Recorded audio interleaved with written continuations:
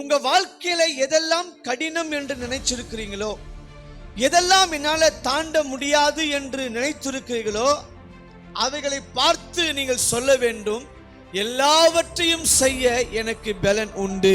நம்முடைய இருதயத்தை வெளிப்படுத்துகிற இடம் மனுஷனுக்கு முன்பாக அல்ல.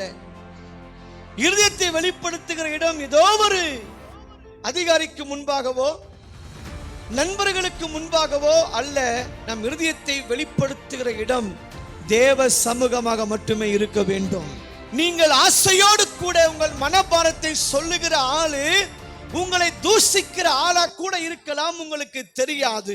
எதை சொல்ல வேண்டும் எதை சொல்லக்கூடாது என்பது ரொம்ப முக்கியம். ஏதோ ஒரு விஷயத்துல பலவீனம் உங்களை ஆட்டி படைக்குது, தேவனை விட்டு பிரிக்குது. நான் பரிசுத்தமா வாழணும், தேவனுக்காக ஓடணும், தேவ நோக்கத்தை நிறைவேற்ற ஆசைப்படுறீங்க, தப்பு இல்ல. ஆனா ஏதோ ஒரு பாயிண்ட்ல நீங்க கீழே விழுந்துறீங்க சார். நீங்க வாயிலிருந்து ஒரு ஜெபம் வரணும், ஏசப்பா என்னை பலப்படுத்துங்க, என்னை பலப்படுத்துங்க.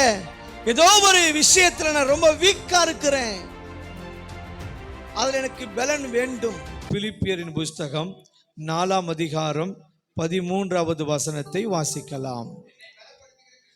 என்னை பலப்படுத்துகிற கிறிஸ்துவினாலே எல்லாவற்றையும் செய்ய எனக்கு பலன் உண்டு.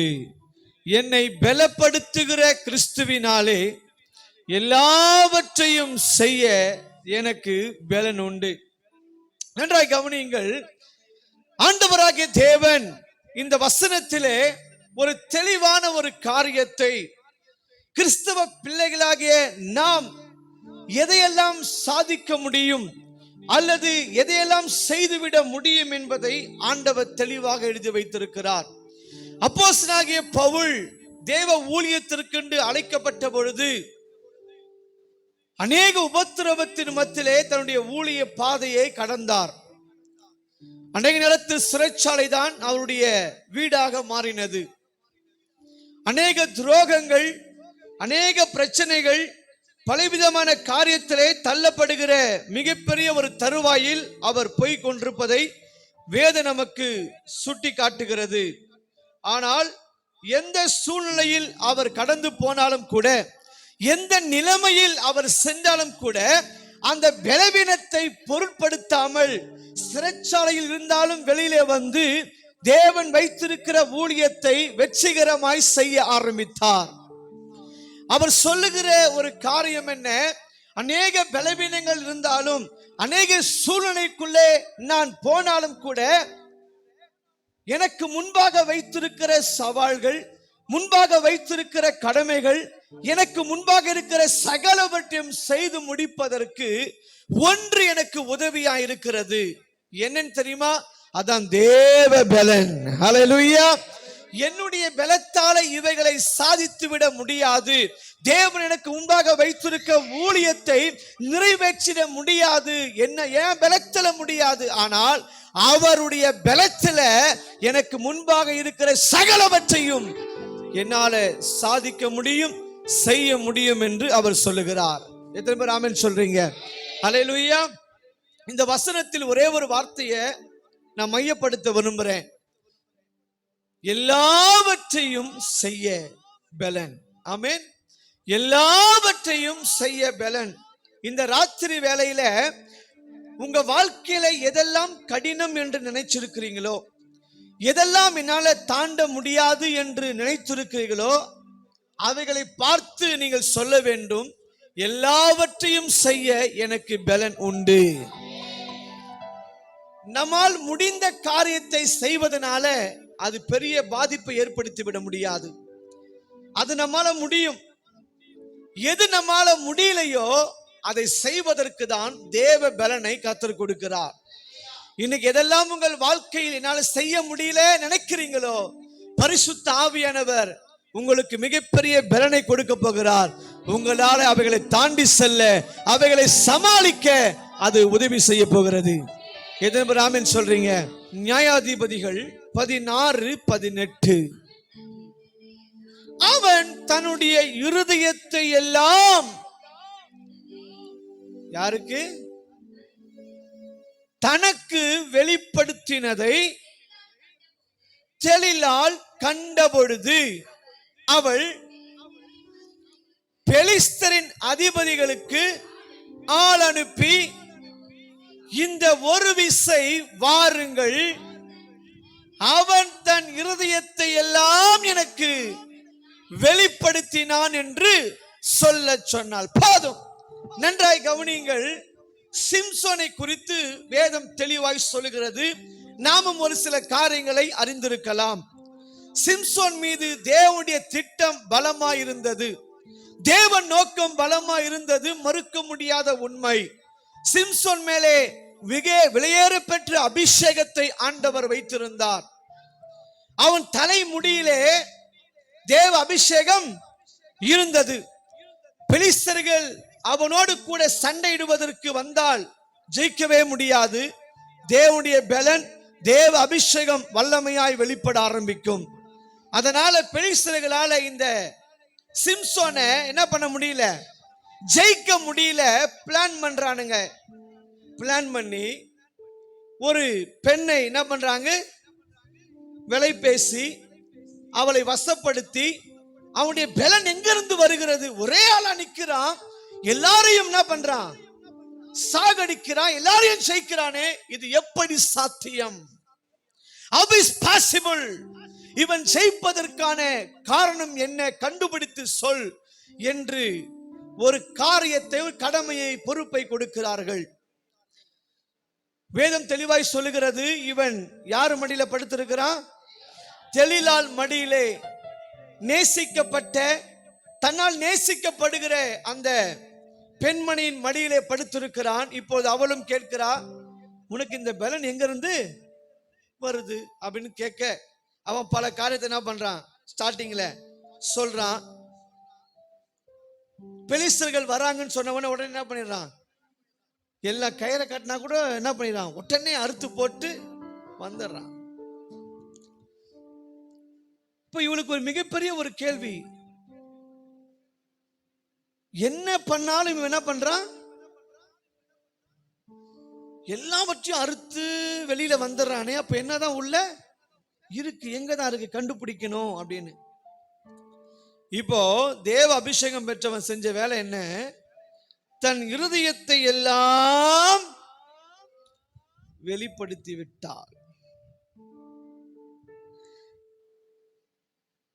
சிம்சோன் இருதயத்தை எல்லாம் வெளிப்படுத்தி விட்டான் என்று வேதம் சொல்லுகிறது. தேவனுடைய பிள்ளைகளே, நம்முடைய இருதயத்தை வெளிப்படுத்துகிற இடம் மனுஷனுக்கு முன்பாக அல்ல. இருதயத்தை வெளிப்படுத்துகிற இடம் ஏதோ ஒரு அதிகாரிக்கு முன்பாகவோ நண்பர்களுக்கு முன்பாகவோ அல்ல. நம் இருதயத்தை வெளிப்படுத்துகிற இடம் தேவ சமூகமாக மட்டுமே இருக்க வேண்டும். எத்தனை பேர் ஆமென் சொல்றீங்க? இந்த சிம்சோனுடைய வாழ்க்கையிலே மிகப்பெரிய தவறு, மிகப்பெரிய ஒரு காரியத்தை செய்தது காரணம் என்ன?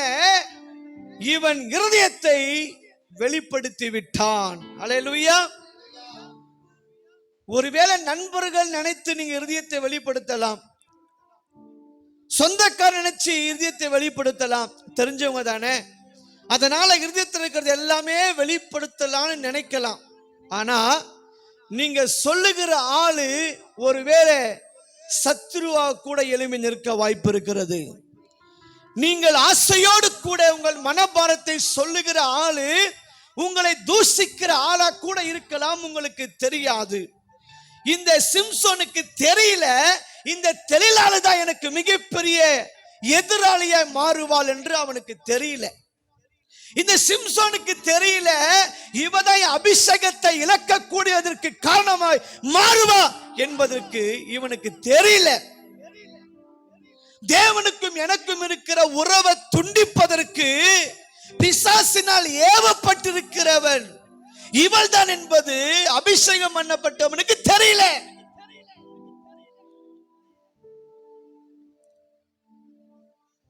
இவனுக்கு தெரிந்ததெல்லாம் தெளிலாளுடைய முகம்தான். ஹலோ, இருக்கிறீங்களா? தேவன் மிகப்பெரிய ஒரு அபிஷேகத்தை வைத்திருக்கிறாரே, அதை பத்திரமாய் பாதுகாத்துக் கொள்ள வேண்டுமே என்கிற ஒரு அக்கறையும் பொறுப்பும் இல்லை. இருதயத்தை எல்லாவற்றையும் என்ன பண்ணிட்டாரு? வெளிப்படுத்திட்டாரு. ஏன் அப்படின்னா, அவன் யார் என்பதை இவன் அடையாளம் கண்டு கொள்ளவில்லை. தேவனுடைய பிள்ளைகளே, ஒரு விஷயம் நீங்க நன்றாக புரிந்திருக்க வேண்டும். உங்கள் அபிஷேகத்தையும் உங்களுடைய தேவனுடைய நோக்கத்தையும் திட்டத்தையும் உங்களுக்கு தெரியாமலேயே, அல்லது தேவனுக்கும் உனக்கும் இருக்கிற உறவை உங்களுக்கு தெரியாமலே பிசாசானவன் அழித்துக் கொண்டிருக்கிறான் என்பதை மறந்துடக்கூடாது. எப்ப தெரியுமா?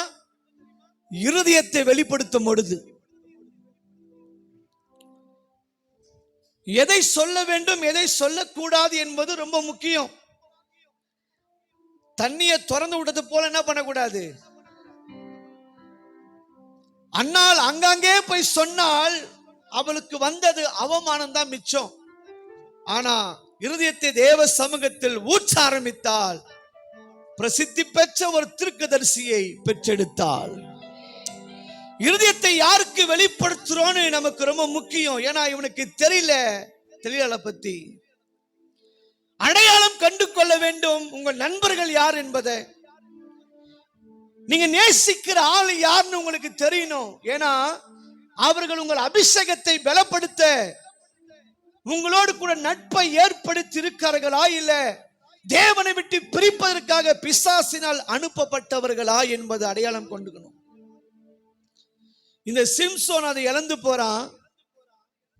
இருதயத்தை எல்லாம் வெளிப்படுத்தினா வசனம் சொல்லுகிறது, அவன் பெலிஸ்தருக்கு முன்பாக வேடிக்கை பொருளாய் மாறினானா. அல்லேலூயா. 25ஆம் வசனம் சொல்லுகிறது, அவன் எப்படிப்பட்டவனா? வேடிக்கை, அவர்களுக்கு முன்பாக வேடிக்கை காட்டினான்.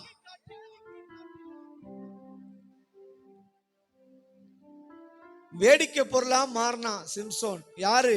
நெஞ்ச நிமித்திட்டு சந்தோஷமாய் வீர நடை போட்ட சிம்சோன் இப்ப சார்லி சாப்பின் ஆயிட்டாரு. எப்படி? ஜோக்கரா மாறிட்டாருங்க. வேடிக்கை பொருளா மாறிட்டாரு. எல்லாரும் சின்ன பசங்கள்ல இருந்து பெரியவங்க வரைக்கும் எல்லாம் கிண்டல் பண்றாங்க. இன்னொரு வார்த்தை சொல்றது, சிம்சோன் மாவரைத்து கொண்டிருந்தாராம். என்ன பண்றாரு? மாவரைக்க கத்தர் அழைச்சாரு. தேவன் அழைத்தது எதற்காக? அபிஷேகத்தை எதற்காக? தெரிந்து கொண்டது எதற்காக? மாவரைக்கிறதுக்கா? பெலிஸ்தரை ஓட விட்டு அடிக்கணும் என்பதற்காக. தேவனுடைய நோக்கத்தை மறந்து இதயத்தை வெளிப்படுத்தினா இப்போ நிலைமை என்ன? வேடிக்கை பொருளாய் மாறி போனான். மிகப்பெரிய அவமானம், மிகப்பெரிய அசிங்கம். கண்ணை பிடுங்கி விட்டார்கள். முடியை என்ன பண்ணாங்க? வலித்து விட்டார்கள். முடி இல்ல, கண் இல்ல. இப்ப வேடிக்கை பொருளா ஜோக்கரா மட்டும்தான் இருக்கிறான். ஆனா ஒன்னே ஒன்னு அவர் பண்றாரு. அதுதான் இன்னைக்கு ஆவியானவர் முக்கியத்துவப்படுத்த விரும்புறாரு.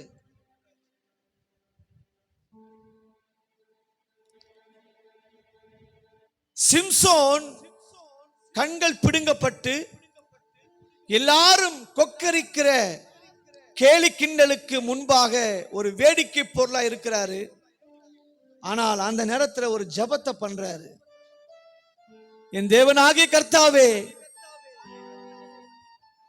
இந்த ஒரு விசை என்னை நினைத்தருளும், என்னை பலப்படுத்தும் என்று கேட்டான். அல்லேலூயா. இருதயத்தை வெளிப்படுத்தி விட்டேன். யார் என்று அடையாளம் கண்டு கொள்ள முடியவில்லை. நான் பண்ணது மிகப்பெரிய தப்புதான். ஐ நோ, என் தவறை உணர்கிறேன். அபிஷேகத்தை இழந்து போயிட்டேன். ஒரு வேடிக்கை பொருளாய் சிறு பிள்ளைகளை கிண்டல் பண்ற அளவுக்கு மாறி போனது என் குற்றம் அல்லவா? ஆனா எனக்கு ஒன்னே ஒண்ணு தெரியும், இரக்கம் உம்மிடத்தில் அதிகம் உண்டு. நீ இரக்கம் உள்ளவர், கிருபை உள்ளவர். தயவு செய்து இந்த ஒரு விசை எனக்கு இறங்கும், என்னை பலப்படுத்தும் என்று கேட்கிறான். ஆண்டவர் அவனை பலப்படுத்தினார். ஆண்டவர் அவனை பலப்படுத்தினார். ஹல்லேலூயா. இன்றைக்கு ஒருவேளை பிசாசினால் இழுக்கப்பட்டு, பிசாசினால் ஏதோ வஞ்சனம் செய்யப்பட்டு தேவனை விட்டு நீங்கள் தூரமாய் போயிருக்கலாம், அல்லது ஜனங்களுக்கு முன்னாடி வேடிக்கை பொருளாக மாற்றப்பட்டிருக்கலாம். உங்களை பார்க்கிறவர்கள் ஜோக்கரா பார்க்கலாம், வேடிக்கை பொருளாய் உங்களை அவமதிக்கலாம், ஏதோ ஒரு மாறி உங்களை துச்சமாய் பார்க்கலாம். ஆனால் பரிசுத்த ஆவியானவர் இந்த ராத்திரி வேளையிலே உங்களை பலப்படுத்த விரும்புகிறார். உங்களை பலப்படுத்த விரும்புகிறார். யாருக்கு முன்னாடி வேடிக்கை பொருளா இருந்தீங்களோ அதே ஜனங்களுக்கு முன்பாக உங்களை பலப்படுத்தி இஸ்ரவேலின் தேவனே தேவன் என்பதை அவர் நிரூபிக்க வல்லவராய் இருக்கிறார். எத்தனை பேர் சொல்றீங்க? ஹல்லேலூயா. இந்த ஒரு விசை மாத்திரம் நினைத்தருளும். Remember me daddy, remember me. என்னை பலப்படுத்தும். நான் வேடிக்கை பொருளா மாறிட்டேன், என்னை பலப்படுத்தும். ஓஹோன்னு இருந்தேன், நல்லா இருந்தேன், வேடிக்கை பொருளா மாறிட்டேன், பலப்படுத்தும். strengthen me. ஜெபத்திற்கு பலன் உண்டு. சிம்சோன் ஜெபித்தான், ஆண்டவர் பலப்படுத்தினார். அவன் இருந்து பெலிஸ்தரை கொன்றதை விட அவனுடைய மரணத்தில் அநேக ஆயிரங்கள் செத்து மடிந்தார்கள். ஹல்லேலூயா. இன்னைக்கு ஒரே ஒரு வார்த்தையை தான் பரிசுத்த ஆவியானவர் மென்ஷன் பண்றாரு. வேடிக்கை பொருளாய் உன்னை பார்க்கிறவளுக்கு முன்பாக தேவ பலத்தை உன்மேல் கொண்டு வருவேன். தேவ பலன் உன்மேல் வரும். நீ பலத்தோடு கூட எழும்பி மீண்டுமாய் உனக்கென்று வைத்திருக்கிற ஆசீர்வாதங்களை, உனக்கென்று வைத்திருக்கிற சகலவற்றையும் நீ சுகந்தரிக்க போற. தேவனாகிய கர்த்தராகிய நான் இதை செய்து முடிக்க போறேன். எத்தனை பேர் ஆமென் சொல்றீங்க? ஹல்லேலூயா. நீங்க வாயிலிருந்து ஒரு ஜெபம் வரணும். ஏசப்பா என்னை பலப்படுத்துங்க, என்னை பலப்படுத்துங்க. ஏதோ ஒரு விஷயத்துல நான் ரொம்ப வீக்கா இருக்கிறேன், அதுல எனக்கு பலன் வேண்டும். சில பேருக்கு பேசுறதுல ரொம்ப வீக்கா இருப்பாங்க, டப்ப டப்ப டப்பன்னு பேசிடுவாங்க. சில பேருக்கு பார்வை ஒரு இடத்துல செடியா நிக்காது, சுத்திட்டே இருக்கும். சில பேருக்கு நடைகள் ஏதோ ஒரு இடத்துல பலவீனம் இருக்குதா இல்லையா? நீங்க கேட்க போறீங்க, ஏசப்பா நீங்க என் பலவீனத்துல பலப்படுத்துங்க. சைர பிரகாரமான ஒரு பலத்தை அல்ல. ஏதோ என்ன சைரத்துல ரொம்ப இங்க எலும்பு ரொம்ப வீக்கா இருக்குது, முதுகு ஒரு மாதிரி இருக்கு, உட்கார முடியல, இந்த பலத்தை அல்ல. நாம் கேட்பதெல்லாம் அதான் கேட்கிறோம். பலம் என்றாலும் என்ன கேட்கிறோம்? கை கால் நல்லதாகணும், முதுவலி சரியாகணும், மூட்டு வலி சரியாகணும். ஏன்னா இயேசு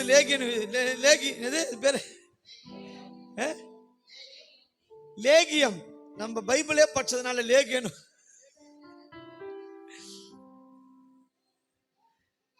லேகியம் விற்கிற மாதிரி அவங்கிட்ட லேகியம் வித்துட்டு இருப்பான், கூடாரம் போட்டு ரோட்ல ஓரமா. ஏங்க முட்டு வலிக்கு ஏதாவது மருந்து கொடுங்கன்னா என்ன பண்ணுவாரு? இது 2 தடவை கலக்கி குடிங்க, இதை அரைச்சி தடவுங்கன்னு. அது மாதிரிதான் ஏசப்பா கிட்ட வரும்போதுலாம் மூட்டு வலியும் கண்ணு வலிக்கும் வந்து என்ன பண்ணுகிறோம்? ஆண்டவரே இதெல்லாம் கொஞ்சம் வீக்காகுது, பலப்படுத்துங்கன்னு. நாட் ஒன்லி தட், அது மாத்திரம் இல்ல.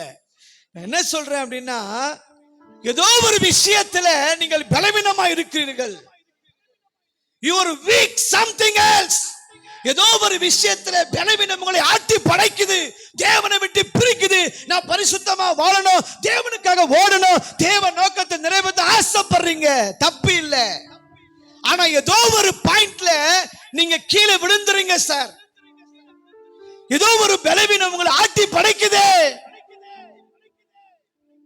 ஒருவேளை மொபைல் பார்க்கறதுல இருக்கலாம், கேட்கறதுல இருக்கலாம், இல்ல உங்களுடைய உறவுல இருக்கலாம், ஃப்ரெண்ட்ஷிப்ல இருக்கலாம். ஏதோ ஒரு சம்திங் ராங் somewhere. ஏதோ ஒரு இடத்துல நீங்க மிஸ் ஆயிடுறீங்க. எங்கேயோ பலவீனமா இருக்குது, அதனால முன்னேற முடியல, அடுத்த இடத்துக்கு வர முடியல, பலவீனம் ஸ்டக் ஆகி நிக்கிறீங்க. உங்களுக்கு அது தெரியுது, நான் பலவீனம், ஆமா நான் பலவீனமா தான் இருக்கிறேன், இதுல என்ன முடியல, தெரியல, வர முடியல. சில பேர் சொல்லுவாங்க, சிகரெட்டை விடணும்னு நினைக்கிறேன், விட முடியல. தண்ணி அடிக்கிறத நிப்பான்னு நினைக்கிறேன், முடியல, பலவீனம். இதை பண்ணக்கூடாதுன்னு நினைக்கிறேன், ஆனா விழுந்துடுறேன், பண்ணிடுறேன். இந்த ராத்திரியில ஆண்டவர் உங்களுக்கு மிகப்பெரிய ஒரு வார்த்தையை கொடுக்கிறார். எதெல்லாம் உனக்கு பலவீனமாய் காட்சி அளிக்கிறதோ, எதெல்லாம் தேவனை விட்டு பிரிக்கிறதோ, இன்னைக்கு இரக்கமுள்ள தேவன் உன்னை சந்திக்க வந்திருக்கிறார். ஏசப்பா, இதுல எனக்கு பலன் வேண்டும்பா, இதுல என்னை பலப்படுத்துங்கப்பா, இதுல உங்க விட்டு நான் தூரமா போயிடுறேன், மீண்டும் கீழே வலிக்கு விழுந்துடுறேன், இனிமேல் விழாதபடிக்கு தேவ பலன் என் கரத்தை பிடிப்பதாக, என் மேல் வந்து இறங்குவதாக. எத்தனை பேர் ஆமென் சொல்றீங்க? ஹல்லேலூயா.